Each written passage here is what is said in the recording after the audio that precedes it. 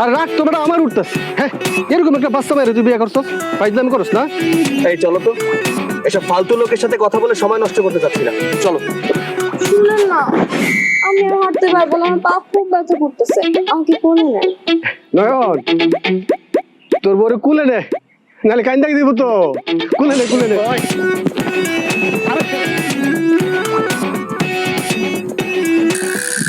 মানে এমন একটা জায়গায় বাস করি, বাহবা দেয়া তো দূরে থাক, প্রশংসা করা তো দূরে থাক, দাঁত কেলিয়ে হাসে না, এসব আমার ভালো লাগে না।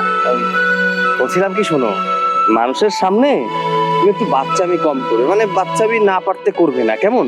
দেখো না মানুষ আমাকে নিয়ে কত হাসাহাসি করে। ঠিক আছে।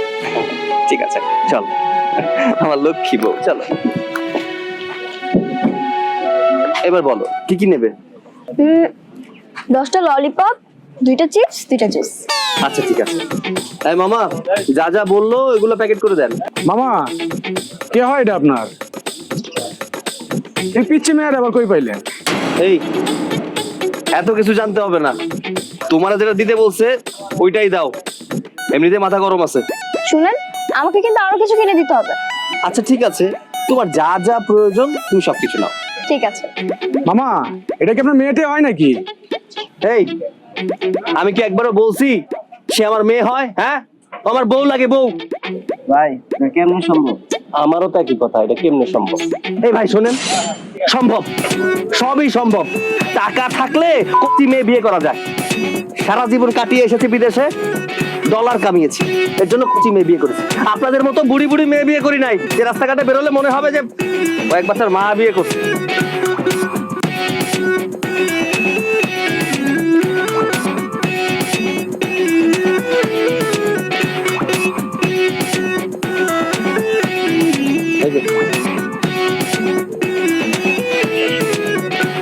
কি ব্যাপার, দাঁড়িয়ে আছো কেন? চলো।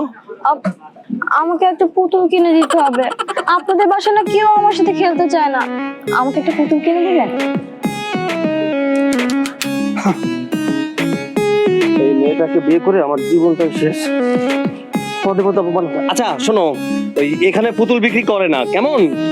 যেখান থেকে পুতুল বিক্রি হয় আমি ওখান থেকে কিনে দেবো। হ্যাঁ চলো, এসো।